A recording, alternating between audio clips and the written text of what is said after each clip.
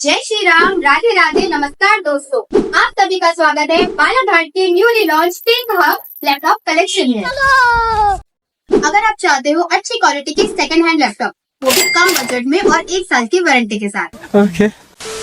Second hand laptop पर पूरे 1 साल की वारंटी आपको पूरे बालाघाट में क्या, पूरे मध्य प्रदेश में कहीं नहीं मिलेगी। यहाँ पे आपको मिलेंगे सभी कंपनियों के इम्पोर्टेड लैपटॉप, जैसे कि डेल, HP, लेनोवो और भी बहुत कुछ। इसके साथ साथ अगर आप यहाँ से कोई भी लैपटॉप परचेज करते हैं तो आपको मिलेंगे बहुत सारे गिफ्ट हैम्पर, जैसे कि keyboard, mouse pad, keyboard and most important power charger. पर आप यही सोच रहे होंगे कि इसको लेने के लिए आना कहाँ है, तो आइए मैं बताती हूँ। आपको आना है मोती गार्डन के आगे गवर्नमेंट पॉलिटेक्निकल कॉलेज रोड, वेदांत स्कूल के सामने। और आप डायरेक्ट इनसे कांटेक्ट भी कर सकते हो सचिन उपवंशी से इस नंबर पे। तो आइए जल्दी विजिट कीजिए टेक हब पे।